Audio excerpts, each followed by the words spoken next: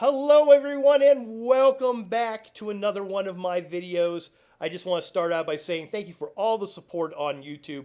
We're over 300 plus subscribers over there. Thank you so much. If you're not a subscriber, if you want to see more of this content, click that button. I come out with stuff about every week or so, or at least I try to. This build I'm super excited for. This is actually a Magicka Dragon Knight build, which I never thought myself of doing it. I've really been into my Night Blades and some other specs and builds, but this one I was very excited to do, and the original build was done by my friend xPiesces, so I want to give him a huge shout out for making this for me. And then I took that build and did a few tweaks because I'm not as good as xPiesces is in VMA. And this is a VMA build, a veteran Maelstrom Arena build, for you to have a lot of success in there. So let's start looking at the build and see what's going on. Let's look at what I'm wearing first of all. All right, first of all, I'm wearing Ice Hearts because it's just such a great build. It's a great set to have. And I've talked about Ice Hearts in the past, how wonderful it is. I do it in Divines, and I actually use a health enchant on the for the helm, and Magicka enchant for the shoulders. It gives you a shield, it gives you spell crit, it gives you a little AoE damage. It's wonderful for any time you're going into VMA. It really helps out a lot.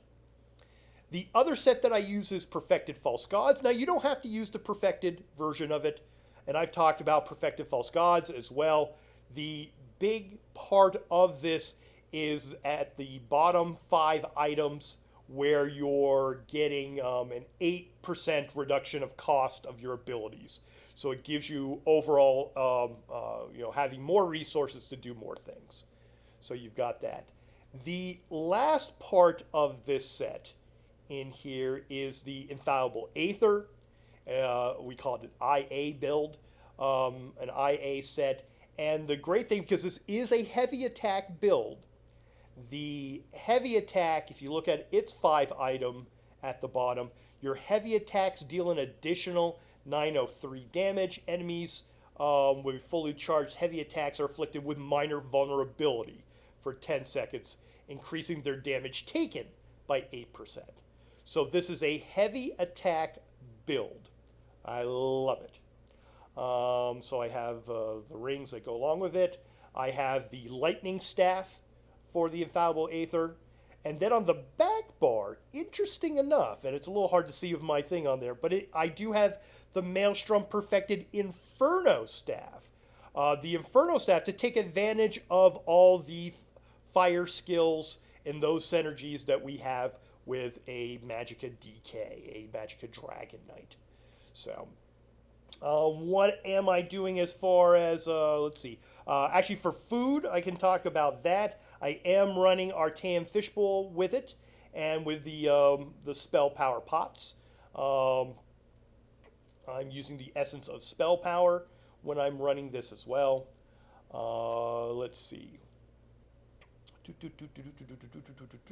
My Mundus is the Shadow. I went crit build with this. I changed this up a little bit from the original of what xPiesces has. xPiesces had me for more spell penetration, but as I was doing some things, I realized that I could do a little bit more with the crit, so I switched out for that. And the original food was actually the Ghastly Eye Bowl. That was the original food within that. So if you want to try that out with that food and the Lover Mundus to see how the original, see if it works for you. Again, that's the great thing about builds, is that it's a template for you to start off with and then see what works for you. For me, I like switching to the Artaeum Pickled Fishbowl. It gave me more in the realm of health. I felt a little squishy, especially when I was doing some things. I would get a little stuck on the on like the ice level in VMA, and that this helped me out a little bit more. So if you're more adept at being able to do that, and you want the recovery, you go with the other food. So let's see. Anything else that I need here? All points into Magicka. I'm looking at 32. I'm looking at 22, and then 12 for my stamina for my stats. Within there, I've got my good resistance. I'm over 50 for my crit, so that's why I'm using my shadow.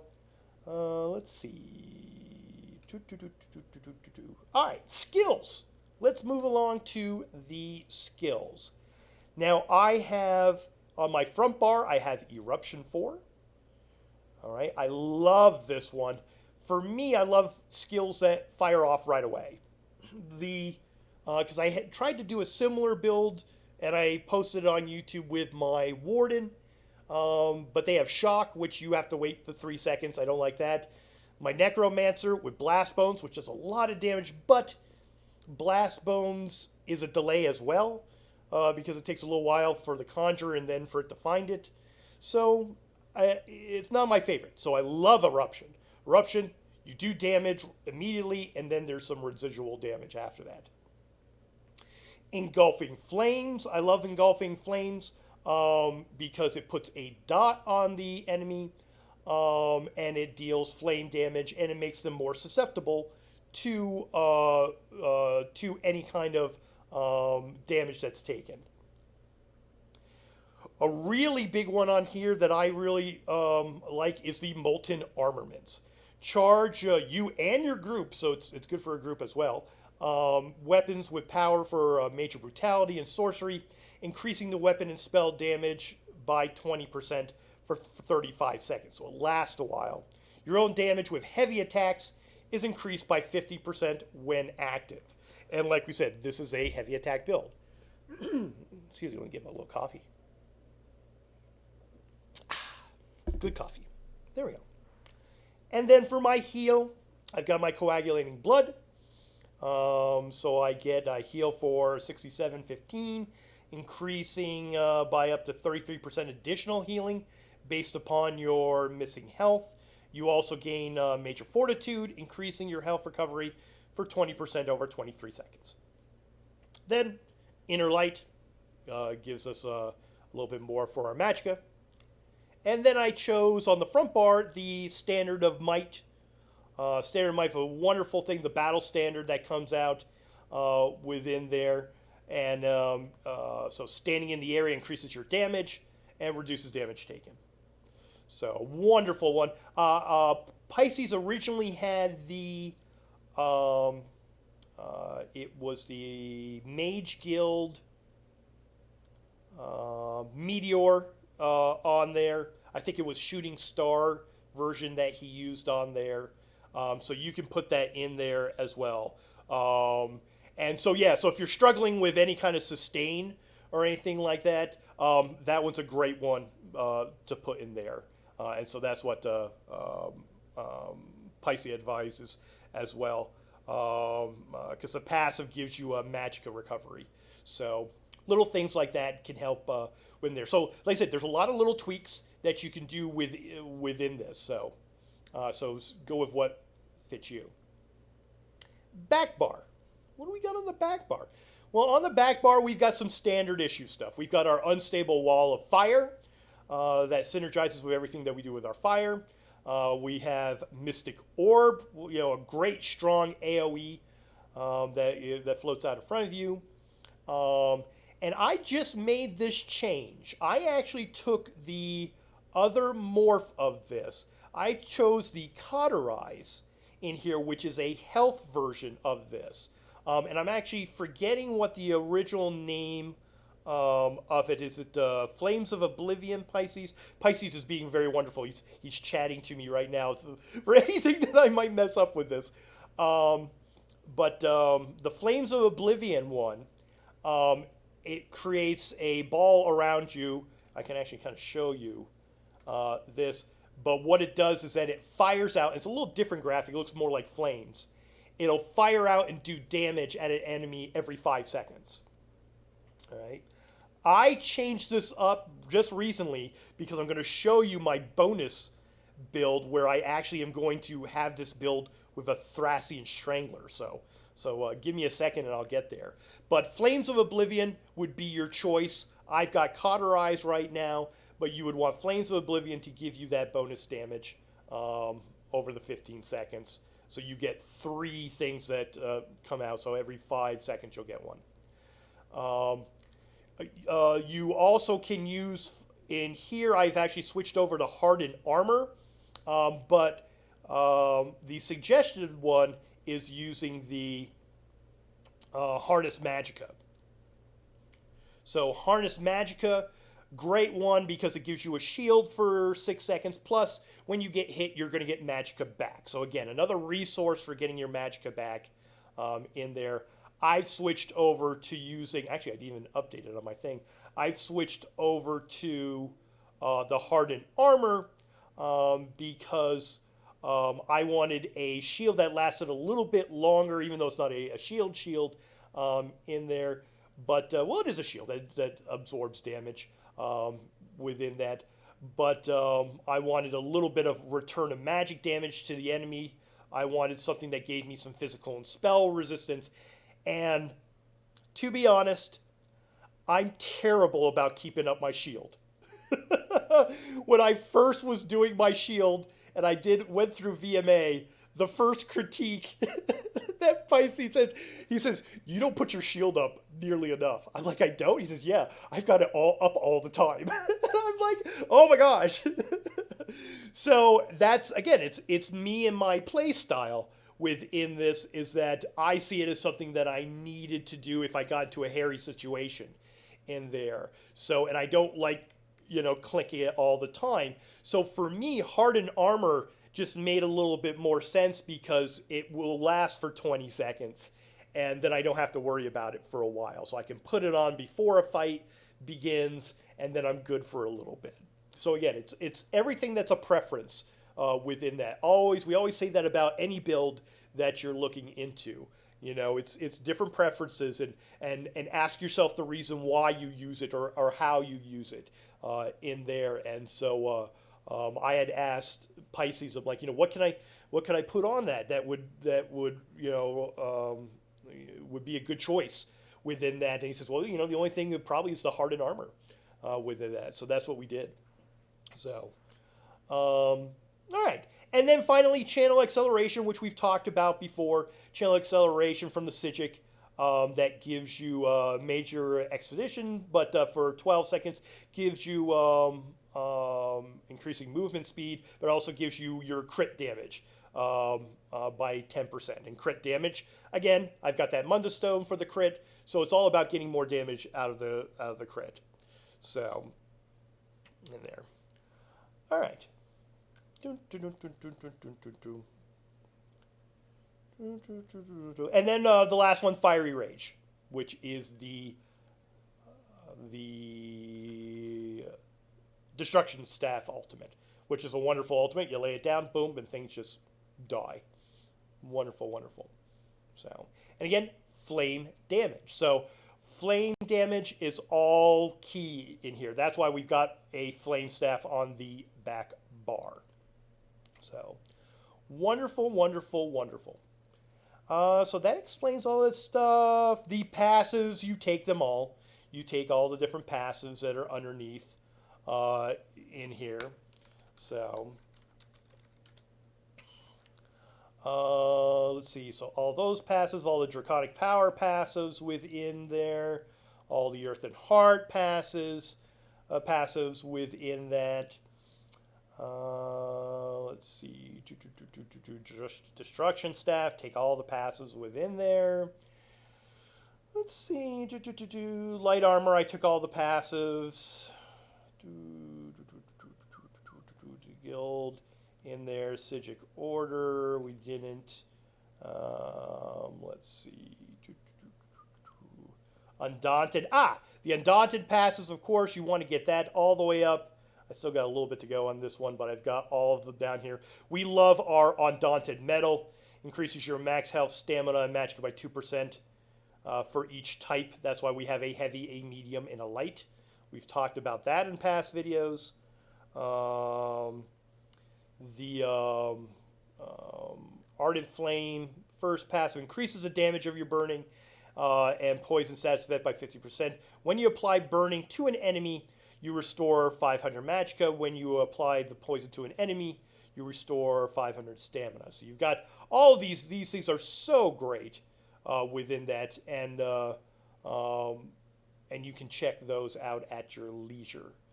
Let's see, anything else for... And of course, I'm a Khajiit, and so I love all of the passives that we get with our Khajiit, especially the increase of crit damage for our final one here. Let's see. So we did food, we did our skills, we did stuff. Let's also talk about our CP points. So of course, this is for 810. If you're at CP 810, this is what you've got going on. I start with Ritual. I've got 81 in the Thaumaturge. I've got 18 in the Master of Arms. I've got 19 in the Staff Expert. And I've got 61, 56, and 35 into the Apprentice. For the Shadow, I've put it equally between Tumbling and Shadow Ward, 2020. Arcanist is up to 100. Tenacity is up to 100. The Warlord is 26. Bashing Focus is 2, and Sprinter is 2, just to kind of fill it out. The Lord has nothing. We've got our Thick Skin, 51. Elemental Defender, 56. A Hardy at 56. And a Light Armor Focus as well for the 20. We have Ironclad at 72 and Spell Shield at 15.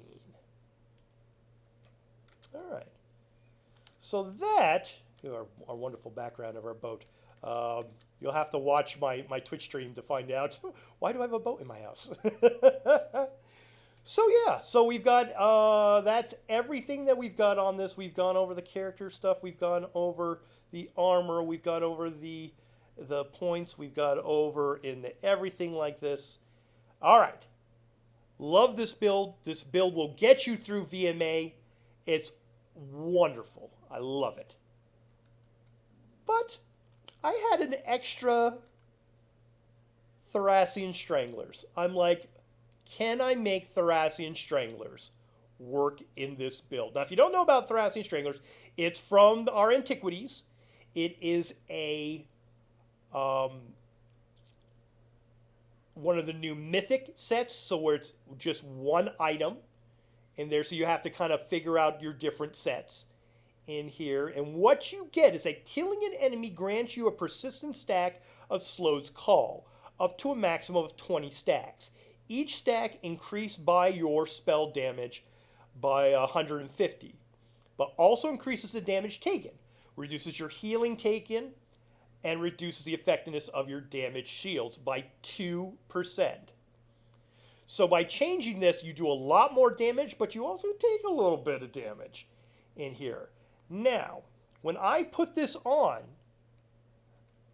it breaks up my set. It breaks up my Perfected False Gods, because that's what I had there. So what I did is that I have a shoulder of Perfected False Gods, so I have chosen to break up my Ice Heart, because I will get a shield because of the Hardened Armor. That's why I've changed to Hardened Armor. So I lose the shield, I lose a little bit of AoE damage, all right, but I keep the spell crit. That's what's great about the Ice Heart. It's got spell crit, the 833. So I go with Ice Heart, I've got the shoulder in there, and then I have my Thrassian as my gloves. This does break up my Undaunted with the Undaunted Metal, so that goes down, but it's only 2%, which is a good trade-off, a little 2% with giving me so much more power. And what the power that I'm talking about is that the spell damage, after I kill 20 different enemies, and I actually have a little add-on that gives a little counter down here. When I get to 20, all right, this number for spell damage goes up from being 2,000 to 6,000. I'm over 6,000 when I use my spell pot. 6,000 spell damage. And that includes all of my AoEs, my ultimates, everything. So when I go into VMA, I melt things. I melt things. And even with the changes that I did, things were at 32 and 22. Now it's just 31 and 21. This is why I've chosen, because you're going to get hit a little bit more damage to you. This is why I chose to have the health enchantment on the Ice Hearts. This is why I've chosen to switch out the to the Cauterize for my healing, for a little bit extra healing. So instead of the damage every 5 seconds, I get a nice little healing boost. And I switched to Hardened Armor to give me physical and spell resistance, as well as a shield. So, and then I have my healing, my Coagulating Blood in there. So when I go into the VMA, I set up, and I've got a heal going, I've got a shield going, and if I need it, I've got more health going. Because that's really the biggest part about using Thrassian, is your health. You've got to watch your health. You've got to have ways to get your health back. And with a Nightblade, which a Magicka Nightblade that I used before, they have a spammable that they use called Swallow Soul, and that really helps you out. So Thrassian works really well on that. The Templars, Magicka Templars, have a Jabs attack that gives them health back. So Thrassian works really well on that. On heavy attack builds, I wasn't really figuring out if I could use Thrassians or not on it. I couldn't use it. I tried it on my Necro, didn't work. I tried it on my Warden, didn't work. But I was looking at this and looking at the morph, and it seems so minor. But looking at the morph to Cauterize really is just enough, because I can throw it on, and I've got a 15-second kind of, passive heals, and it usually comes in right when I need it. And having the Hardened Armor really gives me that extra bit of defense that I need. And you pair that with my healing ability with Coagulating Blood, and I was surviving VMA really, really well. I actually took this in to VDSA as well, which is Veteran Dragon Star Arena, and he did fantastic as well. So here, I'm so happy that here we've got another usage of the Thrassian Stranglers within a heavy attack build. Now, is this going to be your big new meta for going and doing a trial? No, it's not. All right, but as far as doing a VMA, doing some group activity, doing dungeons, doing VDSA, and actually doing normal trials would work as well. So I'm really liking it in all those situations. And so it's just been amazing. I've really, really liked it a lot. So, all right. Well, I hope that answers any questions about this. People have been wanting me to make this build, and or at least talk about this build. And I'm so happy to my friend xPiesces for figuring a lot of this stuff out for me. So a lot of credit goes his way, and I'll make sure he gets credit within our YouTube in our little description. So thank you all so much for watching. I hope you have fun with this build. Let me know if you try out this build. Like I said, it's so different from anything else that I've done in there, and I'm really enjoying it. I like heavy attack builds as a change from what I normally have to do with my Magicka Nightblade. So thank you all so much. Please subscribe, ding the bell, do all the things in there, and I will talk to you soon. Thanks, everybody.